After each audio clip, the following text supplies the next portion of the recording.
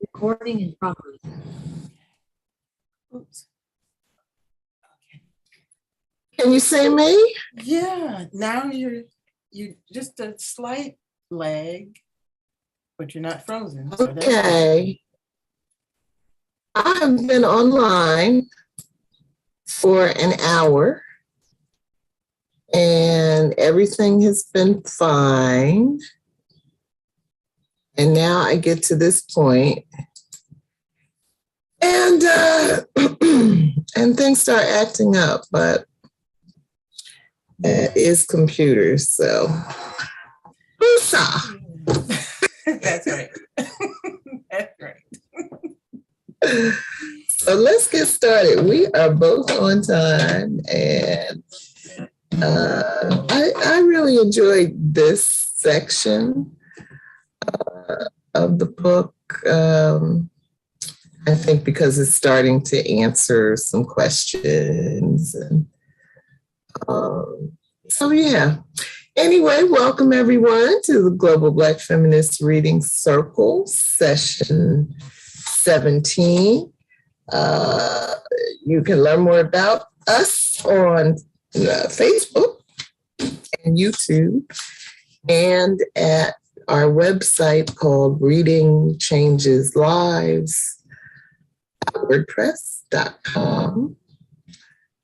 And what else? We are reading the Love Songs of W.E.B. Du Bois by Honorée Fanonne Jeffers. And we are very close to concluding this massive book. We have one more week, May 25th.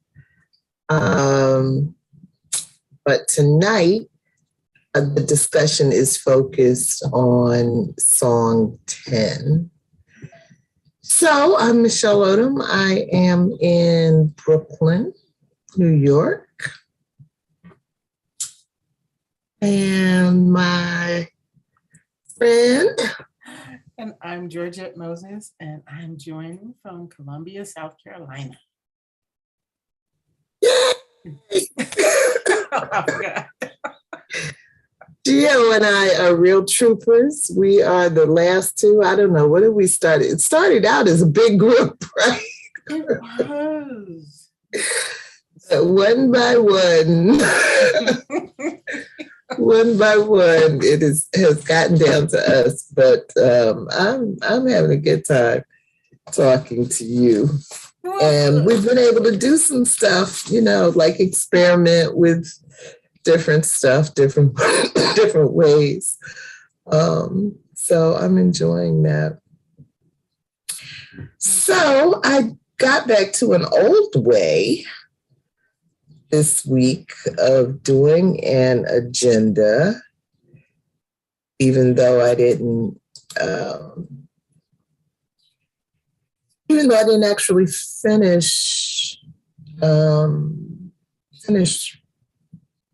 reading some of these. I didn't finish reading until this morning. So, I guess this, I think, is an actual picture of the ship, Anne. Oh. So, Gio, would you read the summary? You feel like it? Sure. I know you're not feeling that well today. Okay, I'll give it a shot.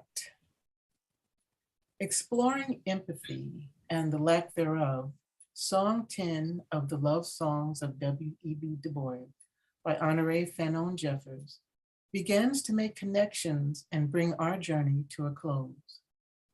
We see the history and way in which Ailey's family has been connected to the Franklins since the 1700s, when Gideon arrived as an indentured servant on the ship Anne, after King George II distributed all the land to rich men. We also see how Ailey is related to Aggie, Elizabeth II, and the Pinchard clan. Ailey's research into the Old South leads to a startling conclusion. She is descendant from the woman who founded Routledge College. Rebecca ably represents the insensitivity of the Old South. Ailey's goals for doctoral studies are clarified, as well as the mentorship she will receive from Dr. Oludara and Dr. Whitcomb in crossing this hurdle. Ailey ends her extramarital affair with Scooter.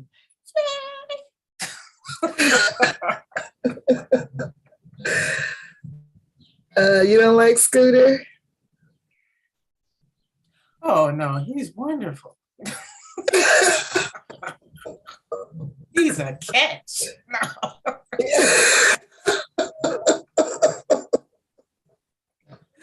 No.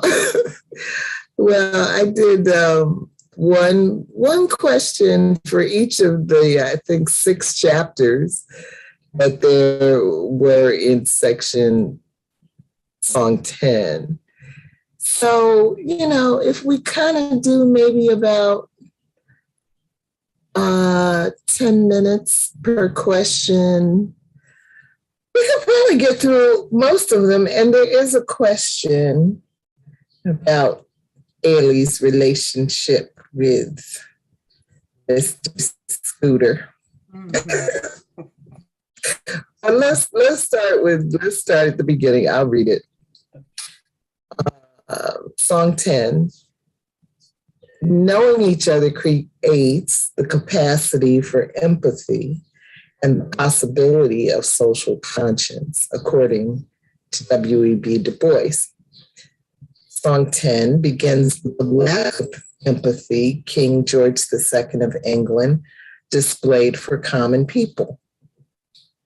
He claimed and parceled out land to rich men and led all others to servitude or criminality. Gideon Franklin was the first of the clan to arrive in the Georgia colony in 1733. Convicted of stealing food to feed his family, he had a choice of accepting a death sentence or a transport to the colonies as an indentured servant. Arriving in Savannah in 1733 aboard the ship Anne, along with James Oglethorpe, the founder of the Georgia colony, Gideon would complete his service, receive a parcel of land, and become white. 100 years later, Gideon's descendant, Jeremiah, would hunt Native Americans and escaped enslaved people, showing no mercy or empathy for their plight. Jeremiah's sister, Grace, would marry into the Pinchard clan, becoming cold toward her family of origin and oblivious to the pain of children in left cabin. And then I'm going to read song 10. Let's see. We can only be interested in men by knowing them directly, thoroughly, intimately. And this knowing leads ever to the greatest of human discoveries, the recognition of oneself in the image of one's neighbor, the sudden, startling revelation. This is another me that thinks as I think, feels as I feel, suffers even as I suffer. This is the beginning and only the true beginning of the social conscience. W.E.B. Du Bois, the individual and social conscience. So in this part, song 10, did you feel empathy for Gideon when he was sentenced to death? And what other examples of empathy or lacking empathy did you see in this chapter?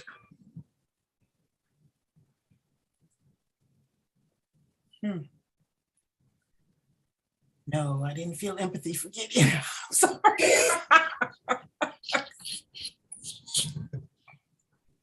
Between a rock and a hard place. You know? You're a bad person. You can take the death sentence, or you can go to the new land. Yeah. Well, you know, the circumstances surrounding all that, you know, king and then his rich nobles divide up the land that the common people used to be able to hunt and live on willy-nilly. You know, they were free. And then suddenly, no, you're not free. And as a matter of fact, I don't know what you're gonna eat, but you're not eating these deer. Right. Right. And pay your taxes. And pay your taxes. Right. That's what we have today. Isn't it? It's the same thing. So empathy is not what I feel so understanding. But it stops at the point where you come over here and then you become white. So you can do the same thing to somebody else, make you feel better about, and you know, so yeah. So no, I can't say Yeah. And I guess that's why Du Bois says it's only the beginning, you know, of social conscience, seeing yourself in somebody else. Yeah, when he got here, he flipped the script. yes. And it, you know, I would it was Kim, Leonie, and I, we did was it My Grandmother's Hands, where the author kind of explained this kind of thing. But I still don't understand what happens to a person who's been mistreated and you get a fresh start and you're going to do the same thing that was done to you. You know, that's hopeless. Because if you're saying that this is genetic, you know, it's in your cells now, there's no hope for the human race. Well, this guy, I don't know how to pronounce his name, Leoncy something other. He's the guest on the Chauncey De Vega podcast that I shared on Facebook today, where Chauncey is focusing on a mass murder in Buffalo. And one of the things this guest says is that all of this hatred toward Black people is that white people really can't.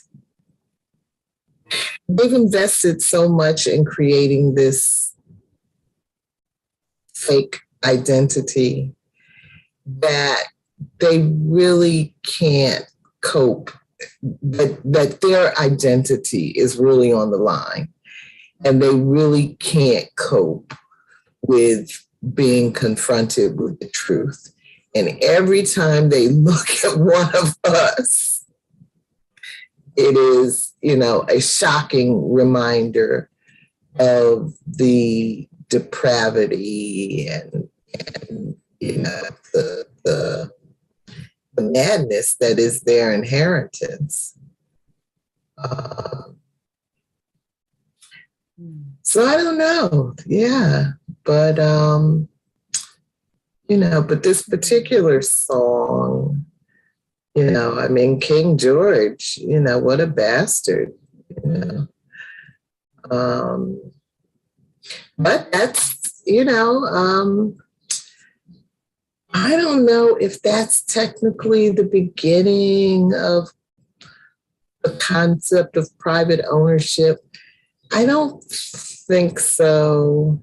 I'm trying to remember what I learned with Rick when we read that book, Debt, that goes like way back in European history.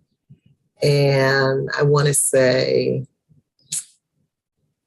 1400s or the 1600s as sort of the beginning stages of capitalism. So but anyway, that part of it, just because, for how many, humans are what, about 100,000 years old. So for how many years were we free to just roam the earth, or as far as we could go on our legs, with the earth being lush, more than enough food. And then somebody comes along and says, might makes right.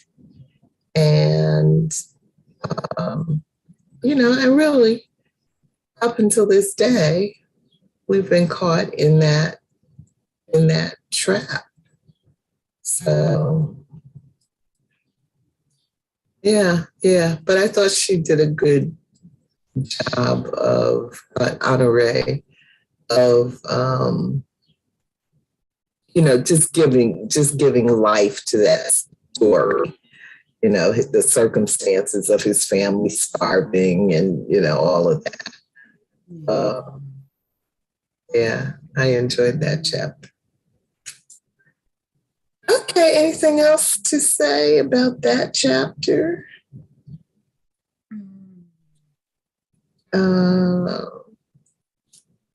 Get back. It's my share button.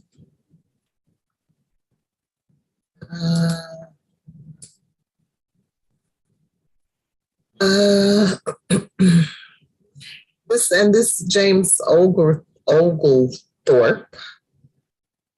was a real person, was the real founder of Georgia.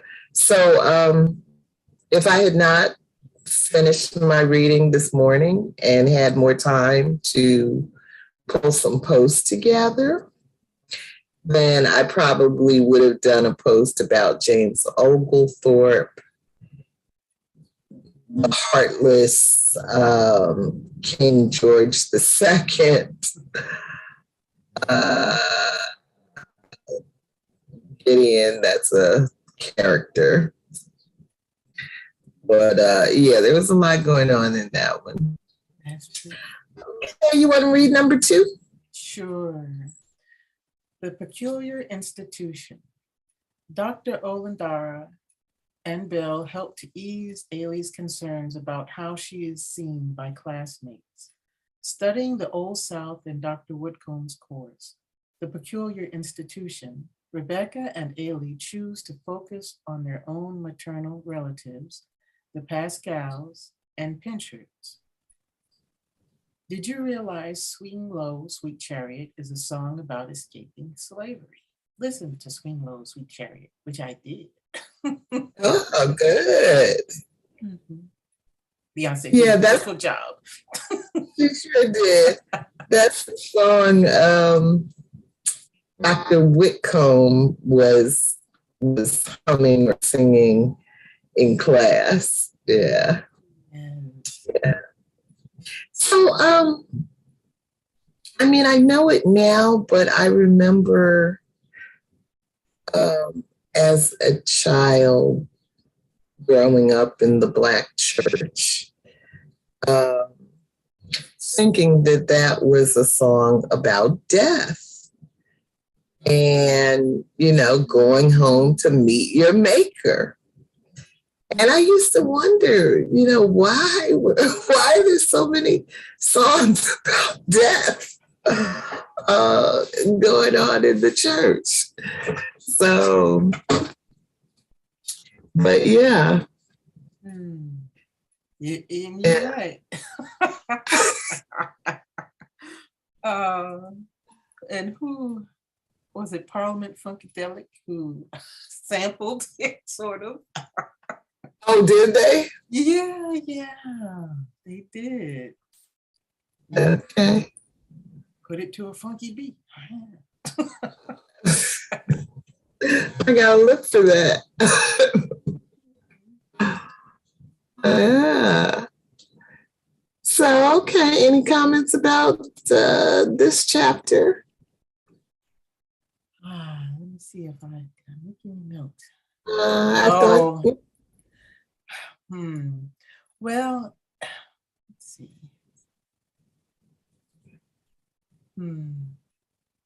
I'm glad Ailey had these two professionals behind her, right? Because it would have been such a different story.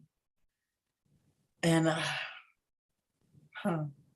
if they had been, I'm the only one, I'm special, and I'm gonna get it. You got to get it the way, any way you can, girl. You think you special, some kind of, because friends that I have seen that, that, and I hate using that same crab barrel, imagery, but you have to help each other, right? Unless you're content at being the only one and then you die, because that's what's happened.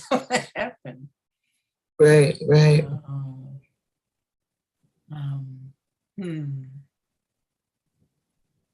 Yeah. And Belle, I think Belle has also given Ailey some good advice through this process.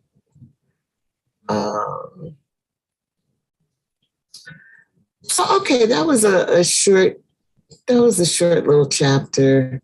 Oh, I want to read number 3 because this has Nick's letter in it. Oh, okay.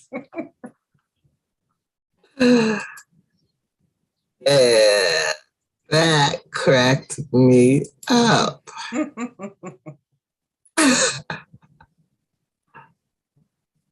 The chapter, plural, first person. Ailey, seething from her research into the Pinkard family, spars with Rebecca over the causes of the Civil War and imagines the roles she and her classmates might have had during slavery.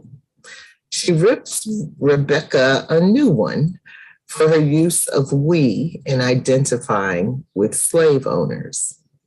Dr. Whitcomb assigns classic texts on slavery, including Slave Testimony by John Blassingame, Roll Jordan Roll by Eugene Genovese, and the Federal Writers Project, Slave Narratives, commissioned by President Roosevelt in the 1930s. Ailey observed bias in how the slave narratives were conducted, downplaying the brutality of slavery. Rebecca suggests perhaps the masters had really been kind. Ailey's research includes Nick Pinkard's laugh out loud apology for running away from slavery, suggesting his father, Samuel Pinkard, had not been kind. And so the questions are, where do you imagine you would have been during slavery? What did you think of Dr. Whitcomb's advice to Ailey on ignoring arguments with Rebecca? And Nick's letter apologizing for running away from slavery made me laugh out loud. Mm-hmm. Let's read it. And then it says Love Songs PDF. So I have a PDF of this book that I found for free online. The pages are not exactly in line with our pages or my pages in the hardcover. But so far, everything seems to be there. So that's how I've been able to do like some of these large quotes pretty easily. Oh, that's nice. So this is a letter from Nick Pinkard, written June 26, 1868. Dear Master Samuel, I trust this letter finds you well. I write to inform you that I have been living happy and free these last 17 years.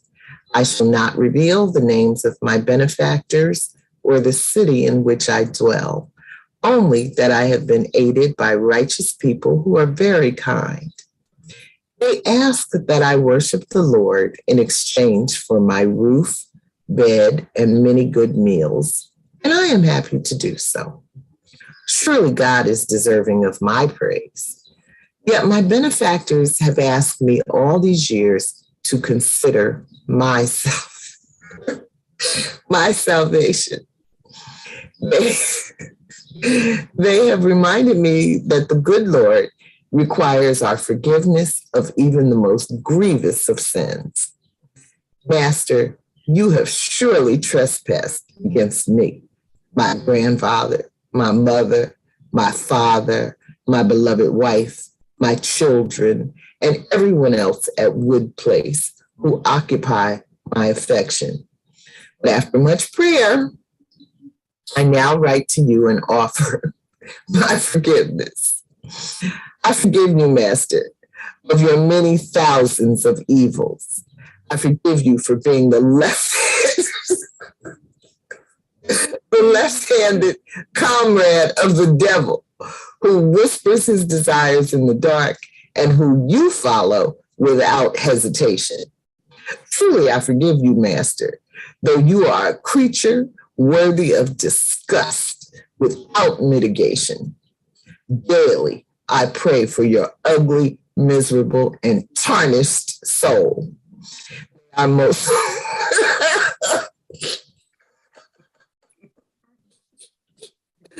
May our most merciful Savior redeem you before you pass from this earthly veil and are sentenced to Satan's fiery depths. Your former slave, Nick Picard. That is the nicest go to hell letter I've ever seen. Absolutely.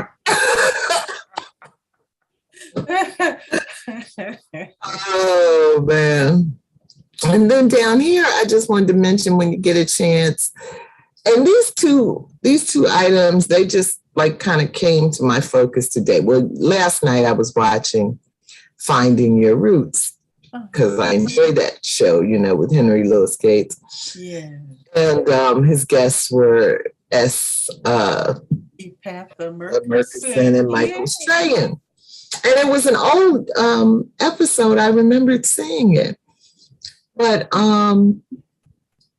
this morning when I was doing my notes, I was like, wow, how perfect was that episode for this chapter? So one of the things that happened was Epitha learned that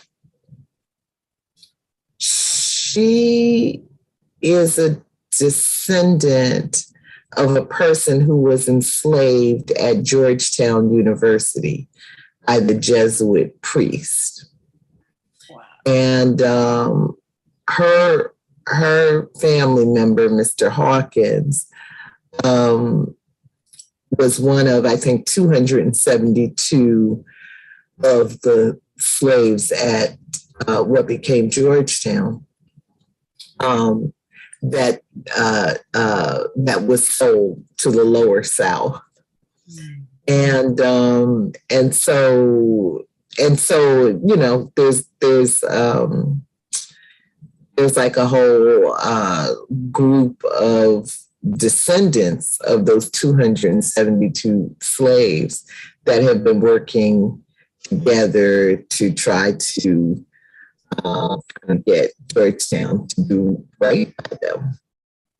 Wow. That part just reminded me of Ailey's connection to Routledge College. Yeah, that was a surprise. And then Michael Strahan, they were able to go like way back in his family history to find some, rather impressive connections. But when it started, Dr. Gates asked Michael Strahan if he had ever thought about what life was like for his enslaved ancestors. And Michael said that he had never thought about it, that, he could go back 2 or 3 generations in his family. He had an idea of what his father had gone through, grandfather had gone through, but he had never really thought back to what life was like for his enslaved relatives. And I just thought that was interesting because,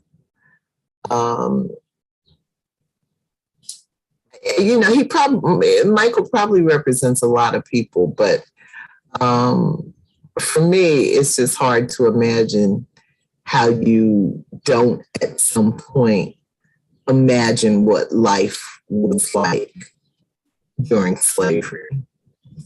So that's what leads to the question up here: where do you imagine you would have been during slavery? And then I wanted to also, if you get a chance to watch this, Morning Joe this morning, Joe Scarborough, he was like, he sounded just like Rebecca. No. He really, yeah, he was having a discussion with Eddie Glaude, and Glaude had made the point that the U.S., they were talking about the situation in Buffalo. Mm-hmm. And Glaude made the point that the United States has to recognize that this is who we are. And that just hit Joe the wrong way. And Joe went into this whole God bless America kind of a reaction where he was saying, it's not who we are. It's a small blot on an otherwise glorious. It was just too much. Yeah. And Glaude, I'm telling you, he took it like a champ. He sat there and listened to it stone faced. I was seething for him. Well, heaven forbid he show an angry black man face on national TV. Yeah, that's not gonna happen. Okay. But wow, Joe. No, go ahead. No, go ahead. I was gonna say, but Joe Scarborough, he kind of rides the fence because he sits in a position to be able to, right, to go between one world and the next, and put on the cloakings of acceptance, right? Yeah. I understand, but and I guess like a lot of, and I think this is a point that I heard on the podcast was that they don't want to see the truth. Mm-hmm. And when confronted with it, no, that's not me. Right. It's further. You have to go back, and in order to accept the disease and the symptoms of the disease, you would need to go back to where the first infection happened and accept that, because they're looking at this like it's isolated. No, right. Okay, you're mistreating Black and brown people because of what you feel about yourself, that's the problem. But you did a lot of things that defined you. And okay, it's not you today, but you benefited off of it. And your families benefit off of it. So what are you going to do about it? Yeah, and on this day when, when they're trying to have a discussion about the mass murder of 10 innocent people, you would think that Joe would have just been able to lean back and let Eddie say what he needed to say, but he couldn't do it. Even Mika, even Mika was saying she agrees with Eddie. And, and she was coming from the perspective of the loss of abortion rights that women are looking at. And so, so from her perspective, it's more than we got some problems here, Yeah. But, okay, no, go ahead. And what just came to me when you were saying that was this idea that white men are under attack. And I think that's what Joe fell under, right? This creation of I'm the victim, victim idealization. It's not me. I didn't take, overprice your housing but put you next to a chemical dump. Right. It wasn't me, it was capitalism. And I wish I could remember how the guest broke it down, those different stages of capitalism. I mean, not capitalism, but the racism was I think was personal, and then it's not me, it's other people, and then it's the system, and it's on automatic. So now they don't even think about their relationship and their contribution to the continuation of it, because they can blame it on something else. This is capitalism, it's the market. Without it, what would we do? But you want to complain about there's nobody in the restaurant to serve me my latte. And on the other side of your face, you say, no, close those borders. We can't let them in. But I wonder where the Ukrainians are. Okay. Okay. Okay. So yes, they better stop lying to themselves and face the truth. So I don't think they can. I'm not sure they can. And I just finished reading Eddie Glaude's book, Begin Again, James Baldwin, and it's Lessons for Our Own Time, something like that. But Glaude is using Baldwin's work to, advance this idea that, you have to go back to the beginning. You have to start with acknowledgement. And he makes a strong case for all of that throughout the book, which is why this conversation with Joe Scarborough today, I could just feel Eddie's heart, like, you can't get to step 2. You can't get to step 3. You can't skip the steps. Yeah. You can't skip the steps. Yeah, they just tune you out, right? That's why we have CRT ridiculousness going on. Like, really, it's just history, people. Okay, are you that afraid of it? Yeah. But when you look at some of these questions, and I think I have a question later in one of the later chapters, but what does it feel like when you really don't like your ancestors? And, what if you found out, that Samuel Picard was your 4th grade, 5th grade grandfather? I got some living family I don't think that much about. So. That's interesting. Because that dude was really awful. He's awful, so I don't know. What does it feel like to feel like you are the spawn of the left hand of Satan? No. Oh my goodness. Yeah. Oh, that's I don't know what that I don't know. I don't know. I don't have anybody in my lineage that, that I know of that is as evil as Samuel Picard. Yeah.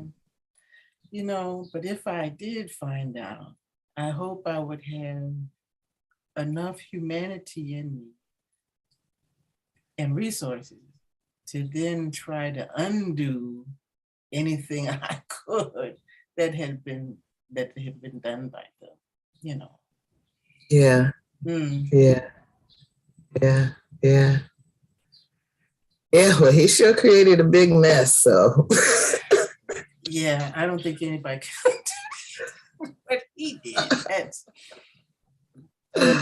no. Besides exposing it, yes, this was Samuel. We're changing our name. The family name is no longer. Yes. We will be known as X. So that whole conversation Ailey was having in her head about where she would have been in slavery. Have you ever thought about that? No. And no. And I have a great imagination. And that's not a place I want to imagine myself to have been. It's too dark. It's too dark. Yeah.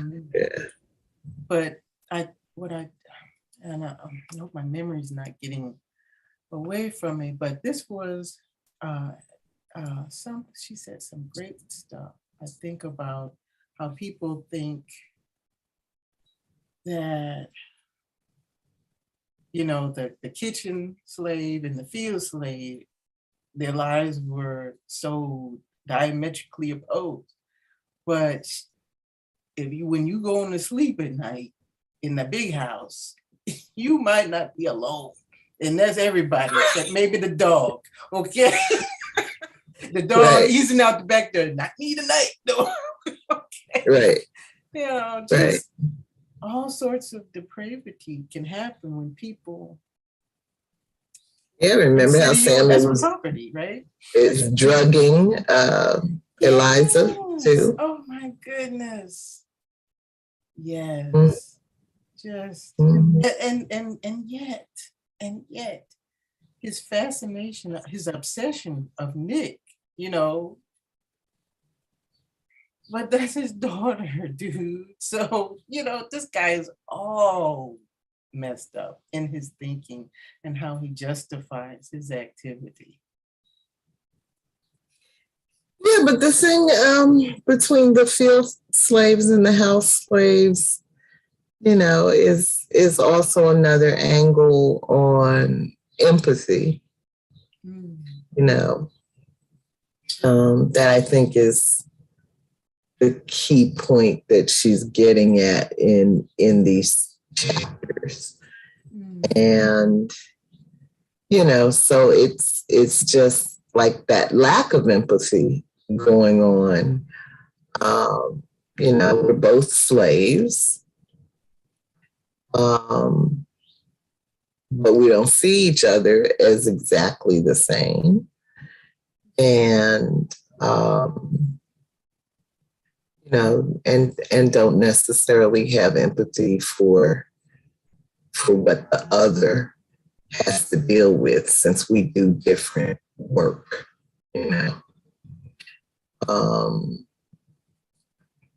But that's how I read that part of it. But there was just so much, from a lack of empathy. I mean, Rebecca,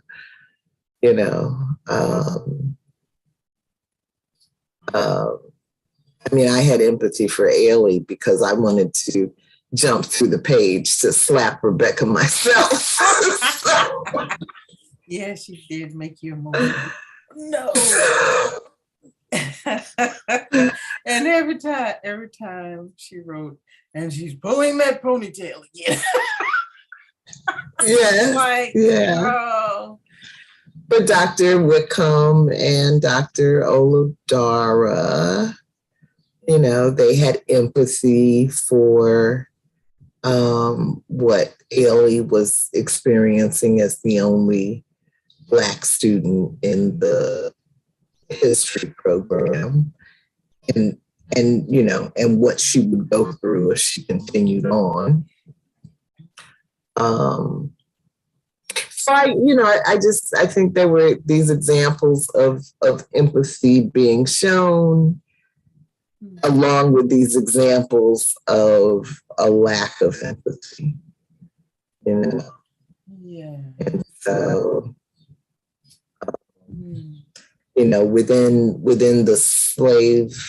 within slavery itself, just everything going on at that Pink Heart, the big house, was, between ladies' capacity to turn her eye on everything going on, to the new wife, turning her a blind eye to what was going on in the left house, to what was going on with her husband who wasn't sleeping with her,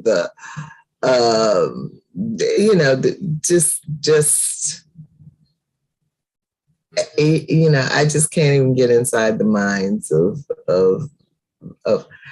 I can't find the empathy for those folks. I have to agree. So you mentioned, I think her name was Grace, the overseer's daughter, who marries into the Pinchard clan to the gay blade Victor. Yeah. And Samuel had no empathy for his gay son, by marrying him off without his, yes. input. So I have thought about where I would be during slavery. I don't know if I'd be, in the field or in the big house. But I know wherever, and you've heard me say this a million times, me and Benita, it wouldn't have lasted long.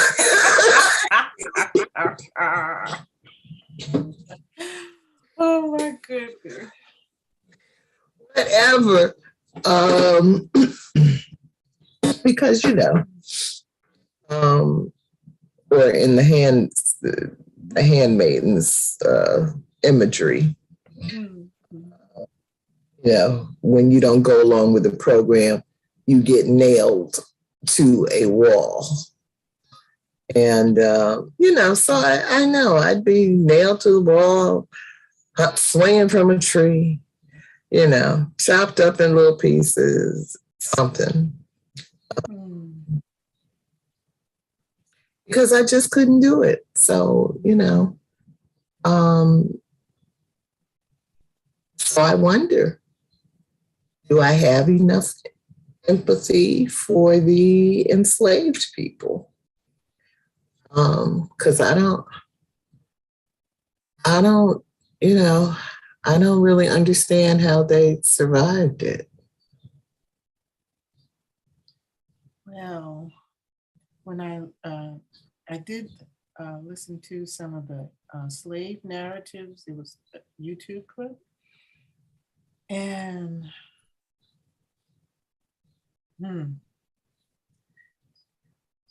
it just seems Herculean, right? Just everything about that life. There was no, if there was any good, that had to be, any joy, it had to be hidden, it had to be protected, and then it might not last. A life is a life of pain and uncertainty. So, yeah. But I also understand why it's so hard for human beings to have empathy for each other. But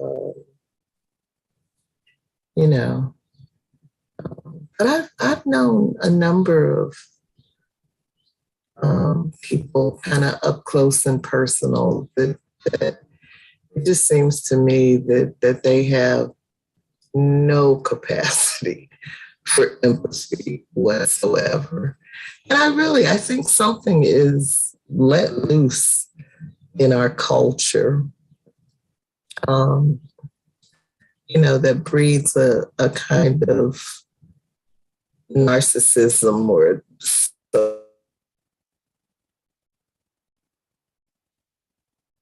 Uh-oh, you froze.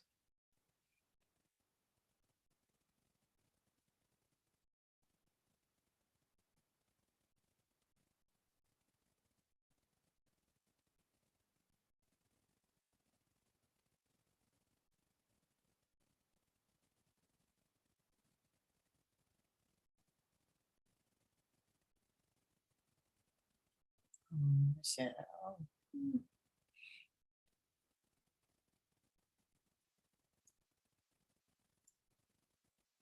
Right in the middle of what is going to be a great statement, I'm sure. Oh no, we've lost her. She'll be back. But, hmm.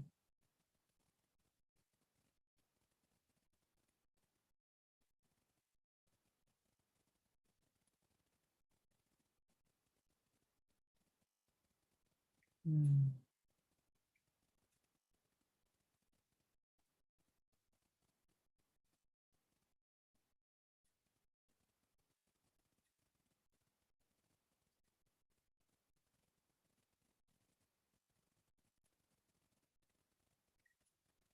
And soon, I hope. Hmm.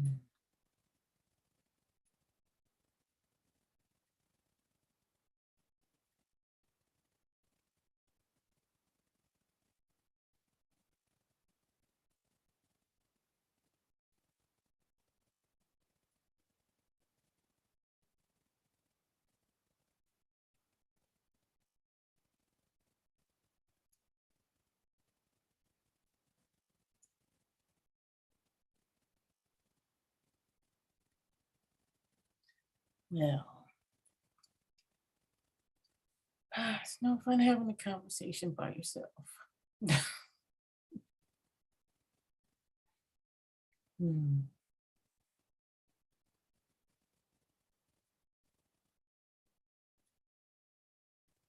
Well, when Michelle returns, I'm sure she'll complete her thought.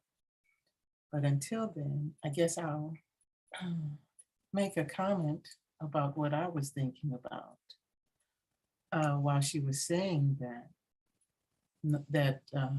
narcissism that's been injected into our community um, is kind of like a disease. And some may think it's required to survive in this constructed reality we find ourselves in. But it's not, because it requires a lack of empathy, as Michelle said, and a particular type of callous disregard for not only other human beings, but everything else that lives and breathes in your environment.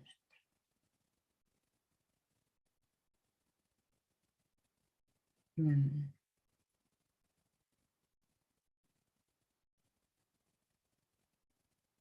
I think, there she is, she's back. Yay.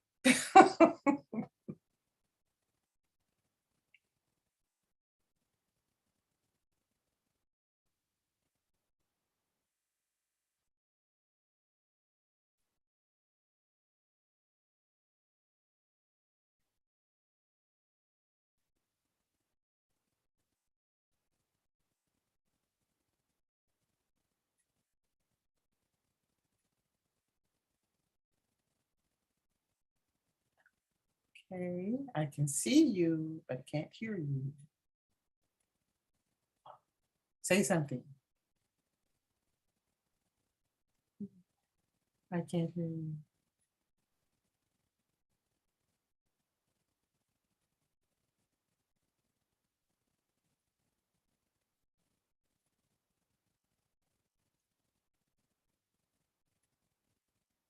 Uh-oh, you're frozen.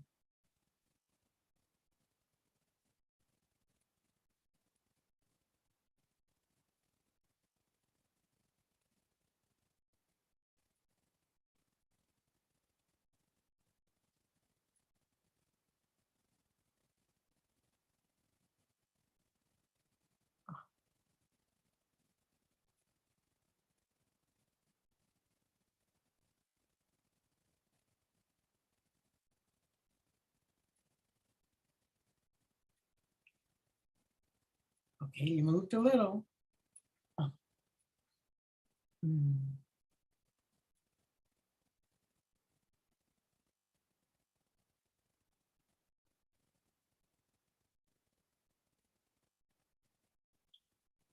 Okay, I can see you, but I can't hear you.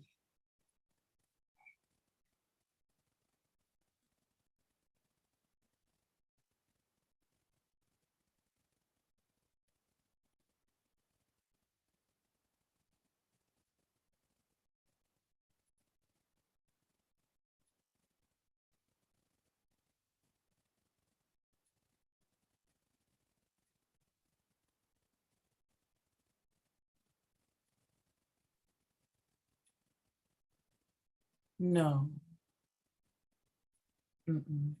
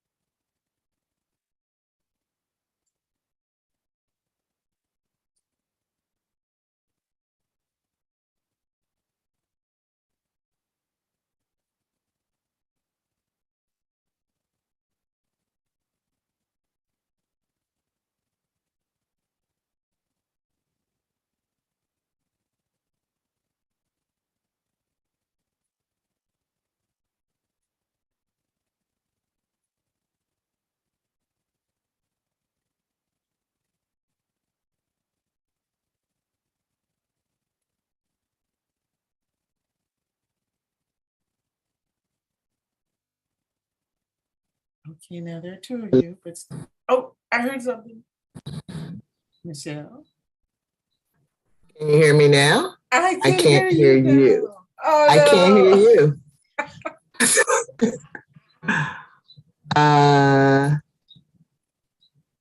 Meeting is live streaming. Which one do I want to get rid of? Hide non-video. Start video. Okay. Okay, I still can't hear you, so let me see. Test speaker. No, I don't want Bose. I want you. Okay. Testing. Okay. Can you hear me? I can hear you. Yes, you sound great. And I can hear you. You did it. I don't know what the hell that was, Gio. Probably too many people on the internet in your area. Yeah, because it just knocked out my internet. Do I want to reclaim host? Okay. Custom live streaming. Stop live stream. I don't know. I guess it's still live streaming. It stopped recording to my local hard drive, so I hope it's still live streaming, but if it's not, whatever. Well, it says live up at the top. It says custom live streaming servers. Is that? Yeah, and I think it's still live streaming because usually no matter what happens, The live streaming portion of it stays on until I physically go to YouTube and stop it. Oh, So it probably is still okay. But anyway, my apologies. I don't know what the heck that was. hey, sunspots and gremlins. Well, I was just blathering about narcissism while you were gone. Oh, that's where we were. Yes. What were you saying? That you made a great point about narcissism in our culture, and who knows when, or this idea that you're not going to consider or be empathetic about any other human being besides yourself because you have your own particular goals and you're going to reach them no matter what. And that, unfortunately, is celebrated in capitalist societies. You know, Absolutely. how are you valued by how much stuff you have? Mm-hmm. In the words of George Carlin, you can't drive all of those cars. What are you going for? You know, just right. And no matter who you hurt, no matter what you have to do, you know, yeah, it's justified. You've made up an excuse to justify blood spills. Yeah. Right? Hearts broken. Yeah. Whatever it takes, whatever lives destroyed, whatever it takes. Look at the Wall Street phenomenon, right? Mm-hmm. Those cats are celebrated, but all they are gamblers, right? Taking a chance. Their fortunes rise and fall with some made up numbers that are predicated on what somebody else thinks is a great thinker says. If Elon Musk farted 15 minutes from now and said, "This is the third time today I have heard fart." No. It's such a great word. Yes, sir. Oh my God. Oh my gosh. You know, because they wish to be like him. So this is the closest they can get. But you don't know. But look, but how did he get his wealth? Okay, his father got it from blood emeralds. Okay, which he tries to deny with all his heart.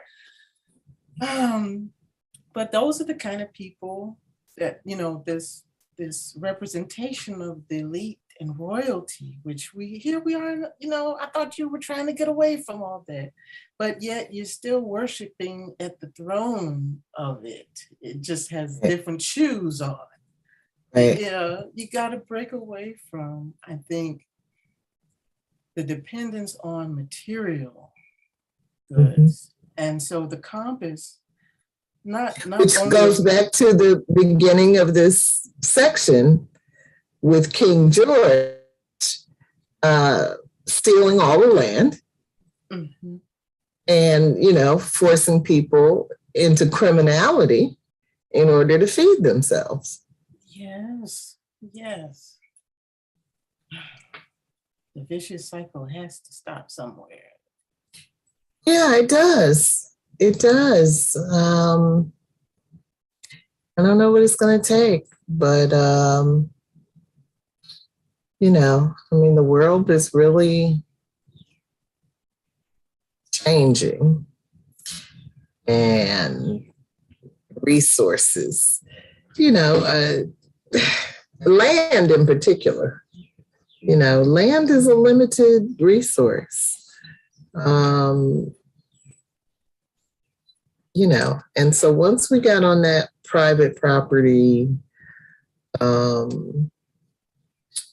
track, you know, there was bound to be a limit. And, you know, and now with what climate change is doing to take away usable land, and, you know, I mean, anybody that's doing any kind of predictions, about the future, the forecasting kind of stuff. It doesn't look good, so it's going to end. It's going to end. But I don't think it's going to be very pleasant for quite some time. I think the same podcast that I was talking to you about earlier, the Chauncey DeVega, where the guest that comes in the middle, Leonce something, is one of the points he makes is that. So his idea about the manifesto that this little Peyton signed on to is that everybody that's got a platform should just take that manifesto and read it out loud and, just force white people to listen to and see the product of that kind of hate. So then he makes the point that, that Dr. King understood the power of shaming people, the getting at their morality as a tool in creating social change. And then the guy says what I was thinking, which was, well, I don't know if that would work. That will work today. Because you have to, you have to have a sense of morality or a sense of ethics in order to feel bad about bad behavior. But if you have no empathy and you have no morality and you have no ethics, and there's nothing that you won't do to get what you want, nobody that you won't hurt, nobody that you won't kill, then, then anybody that hopes to defend themselves against such a perpetrator would seem to need more in their toolbox than shame. Yeah, I remember when he said that, and it pricked my ears up because that's a radical suggestion, something that's really the opposite of, the talking head commentary. No, we're not going to say his name. We don't want to put his stuff up because there'll be copycats. He had copycats before he was a copycat. Right, he's copying somebody's stuff, right? Yeah, so, look, if that was such a thing that could occur, that on every news station, it was read and condemned, right? Or whoever's platform, that would force people like Joe Scarborough, who claim I'm a good white person, to prove it. Okay, right. So right. Let the good white people stand up. Okay. Right. That was this guy's point. Let the good white people stand up. But I think what you're saying, if it could be done, that's where that plan falls down. Yeah. They won't do it. I don't want to read it myself. I haven't read it. Could it be any worse than anything else we've seen and read about? Okay, it's just the same rehashed mania in words. So yeah, but no. So I don't know. Do we have time for another question? Sure we do. What do you want to read? Oh, let's see.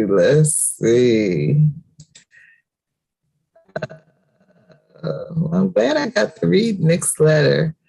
Let's see. Thrilla in Manila.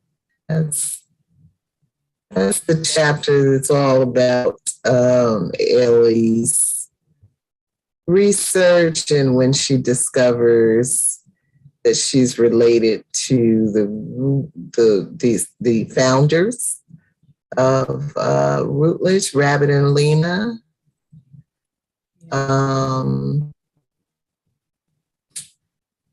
And so there was a lot. That was a good. That was a good chapter. But let me skip that one. Let's see. Witness my hand. Oh, you want to read this one? Okay. Witness my hand. Matthew Thatcher in Georgia receives a letter from his sister, Deborah of Boston. She is caring for Lena and Rabbit, Addie and Judith, and the girls are learning to read and write. A series of letters from Deborah, Judith, Addie, and Matthew are exchanged, relating to the girls' progress, the end of slavery, and marriages, etc. We see how learning to read and Matthew's final will and testament gave the girls the ability and means to found Routledge College, and how Matthew wanted them to come home when slavery ended. He left the bulk of his estate to Adeline Ruth Hutchison Routledge, Lena/Addie. Question: Lena/Addie could not even scald milk. How did Lena's history lead to this incompetence? Interesting question.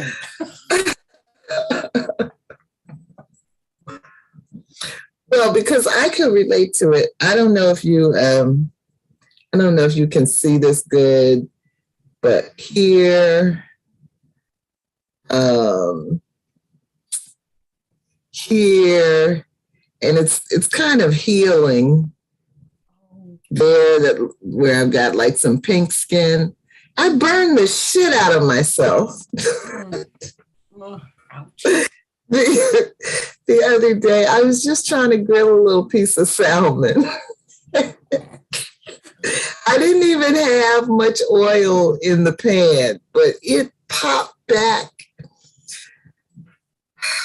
I'm a decent cook. Look, everybody knows about that popping grease, okay? I'm a decent cook, but I was raised as a spoiled brat. Oh. So that's why I had that question, because, Lena is the girl that was in the left cabin.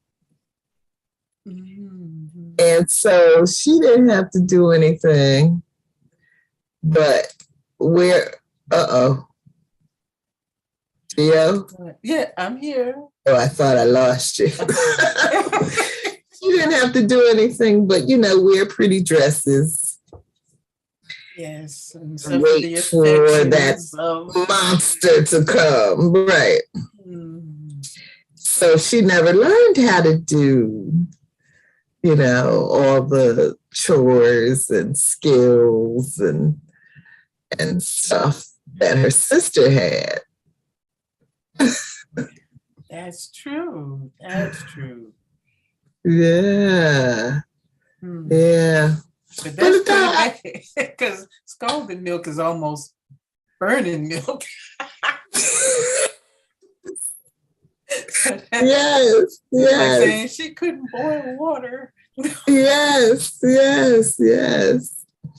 that chapter was kind of cute. And so, to me, it's an example of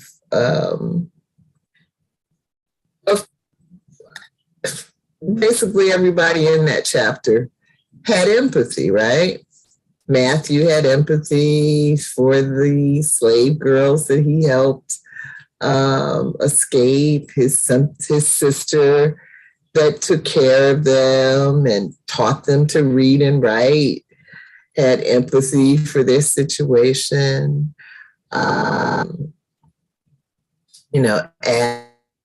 Addie and her sister Judith had empathy for the enslaved people that were left behind, and they went back and started the college, and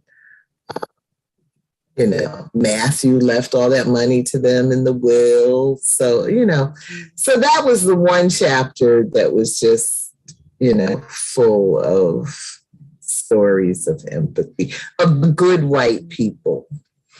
Yes. That Rebecca keeps pointing us toward. Ooh.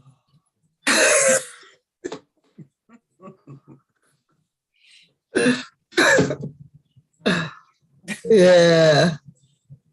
Yeah, they're out there. They're out there. They're just quiet when they need to be a little louder and demonstrative. Okay. They're quiet, and I don't know what the numbers are. If you had to do a percentage between good white people versus bad white people, what would the percentage be? Well, wow, that's interesting. Well, 595. They keep telling us that it's more of the good than the bad. There was some outliers. Beware of them outliers. Yeah. Yeah. A whole lot of outliers voted for somebody who's still trying to get back in. Right. So I don't know, but but they're not all the same. But there are enough of the bad ones to give a bad reputation to the rest of them. Right? It's like a misbehaving toddler. Oh, little Johnny, he wasn't breastfed. Let's end on a happy note. My Black female time. Scooter called again. Ailey allowed him to come over to watch the game using the cable he continues to pay for. She broaches the topic he would rather avoid, their last fight.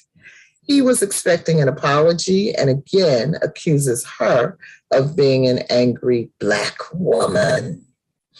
She points out how he can't seem to get enough of her Black female stuff. She has goals and she tells Scooter it's over, escorting him to the door with tears in his eyes.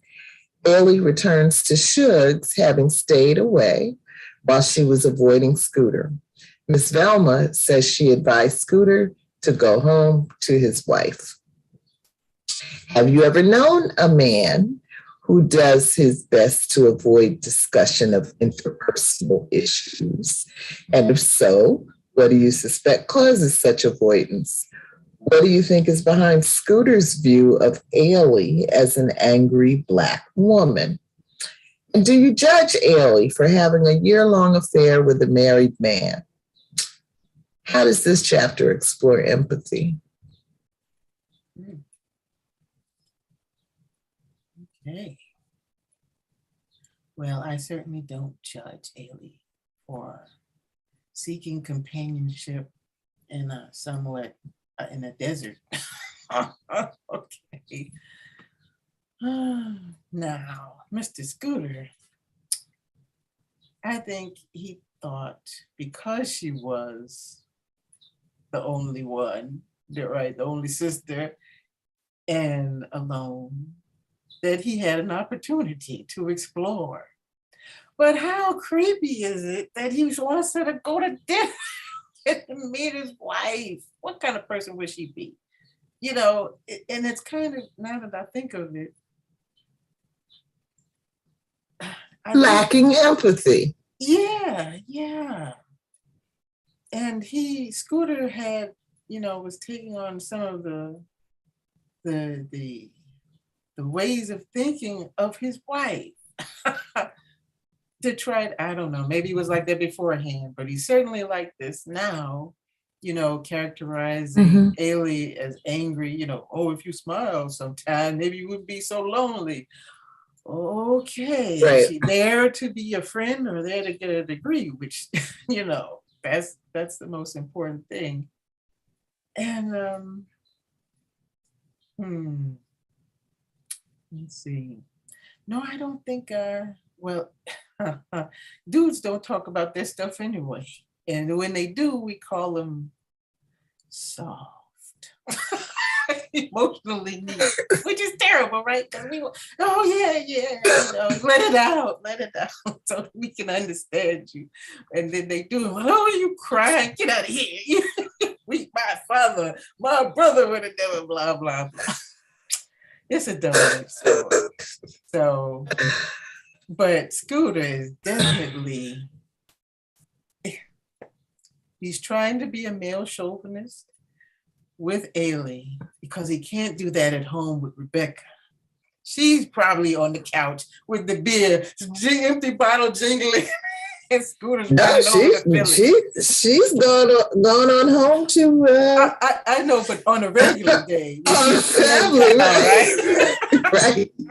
Scooter, come take my shoes off and rub my. Yes.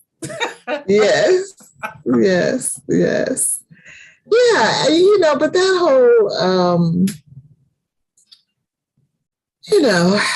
whole, stereotype of the angry Black woman, to me has always been just another example of a lack of empathy, because to me, if anybody understood what Black women have been through and are going through, then I think your conclusion would be that we got plenty of reason and every right to be as angry as we damn well want to be. Okay. But the fact that we are so often met with a lack of empathy, as is the case here with Ailey and Scooter. And yeah, we often respond in a way that, it's hostile, it's ugly. But even when one of the earlier chapters, the point that Belle was making to Ailey, that, anytime you have pride, some people think, you're being mean or uppity or whatever the hell, that chapter where Rebecca had spread the rumor and gone home and cried to her Black husband, Ailey's so mean. Hell. And then he had the audacity to confront Ailey about that, Yeah, like they're not all grown adults. Okay, this is kindergarten. You don't have to get along. Right. Right. So just this lack of empathy, even among people, who, like I said earlier, I don't understand why it's so hard for human beings to have empathy for each other. I understand people want power, they want control, they've got all these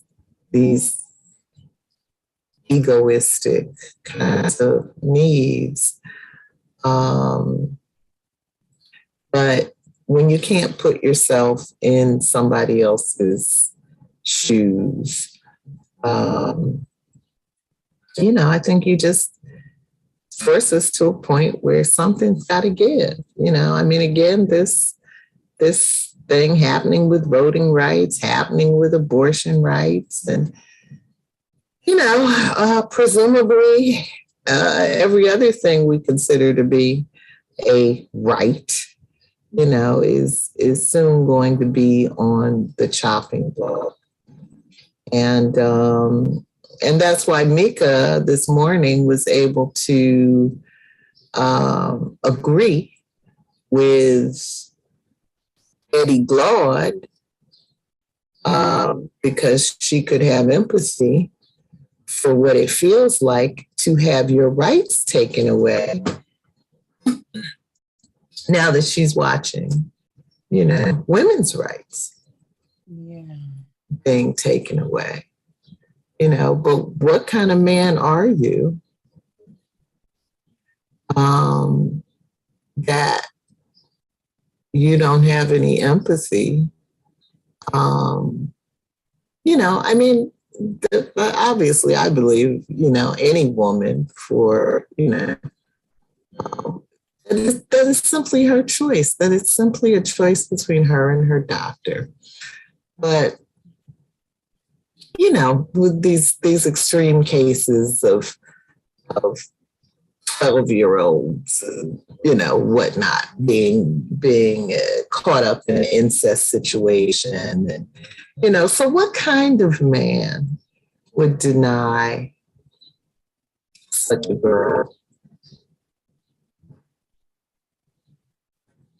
choice? So I don't know what kind of monsters we're dealing here with, Gio, and that's why I say, I don't know what the ratio looks like, because we got a lot going on that just indicates we're really not feeling each other. Yeah. Well, you made an important point about Mika there, and that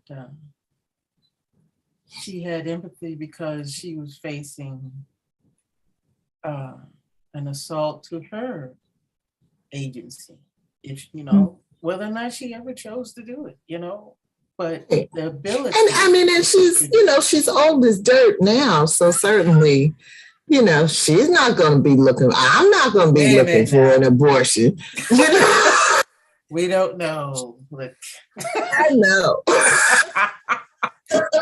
People with money have found ways to do things we thought was impossible. Wash your mouth out with soap. I'm talking about Mika. But it's just really, it's something. I don't know about Mika, but any one of us could have a daughter, a granddaughter, a great granddaughter to come. It's a question of what, like I said to you last week, I feel kind of lucky to have been born, when I was. Because I had a chance to experience what was, probably going to look like a short blip on the historical radar when people kind of broke free of King George II and had some rights, I just think the world we're leaving the young people is going to be unlivable.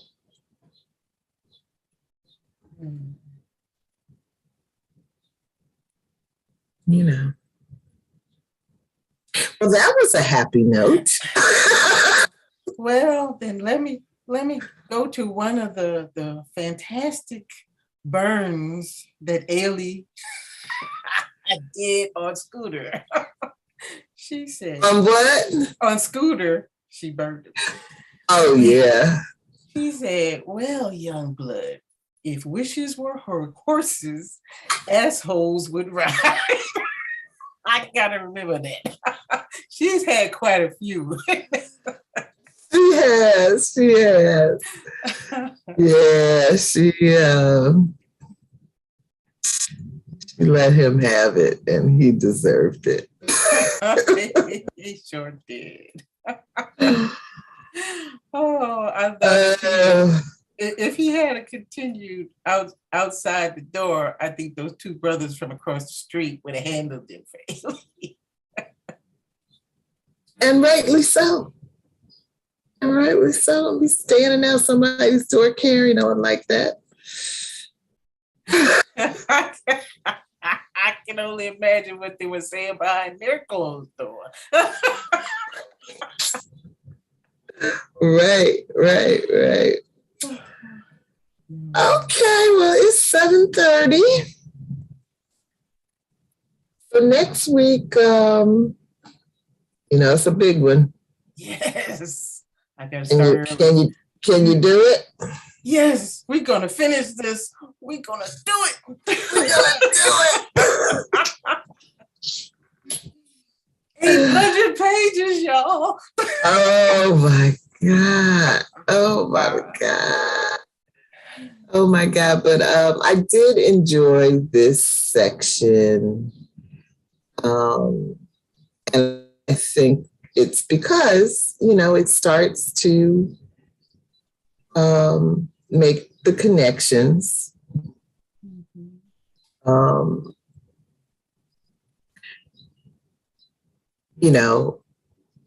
Seeing how Ailey is related to all of these characters we've been reading about in the historical part.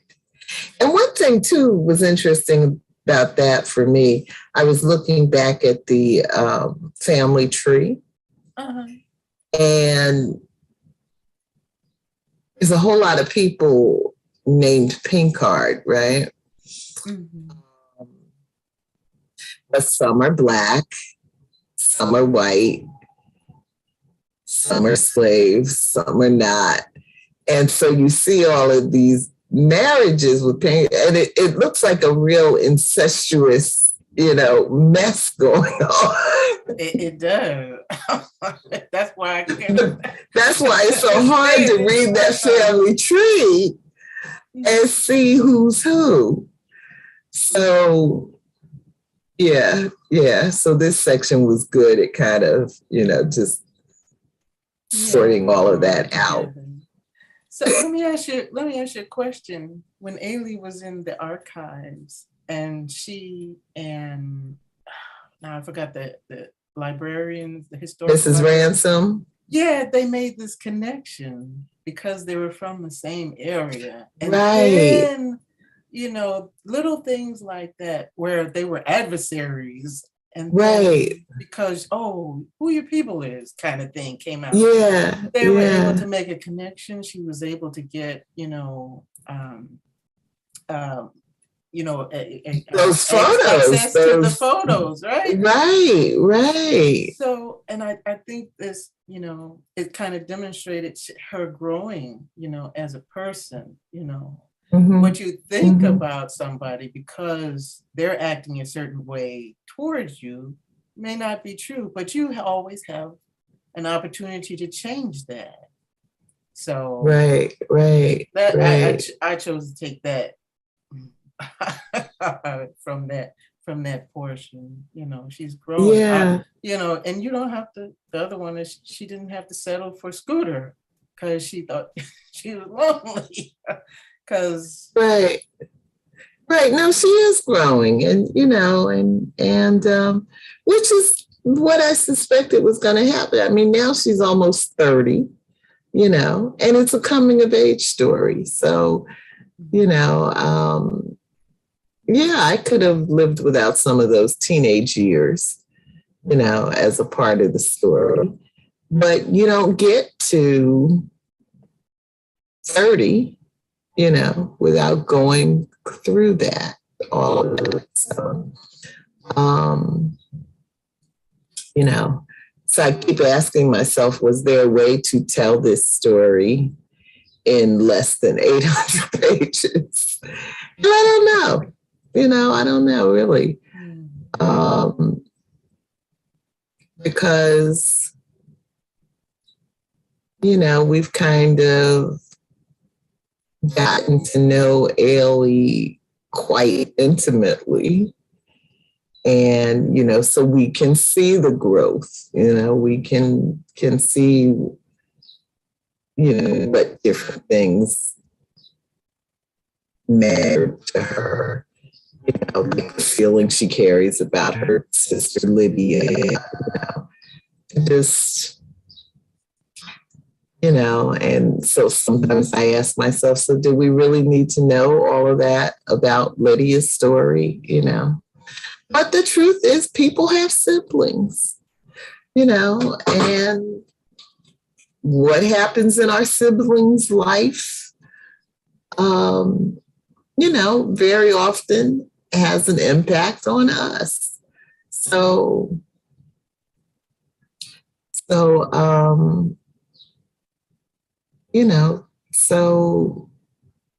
yeah, I mean, I think, Honorée has done really a pretty amazing job. I agree. Yeah. Mm-hmm. She made us care about Ailey. She made us care about Ailey. Yeah, really know Ailey. Have empathy for Ailey,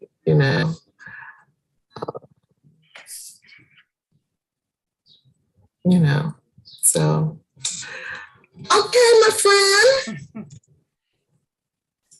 Same bat place, same bat station. Got it. You have a wonderful. You too. Yeah. Thanks. Bye.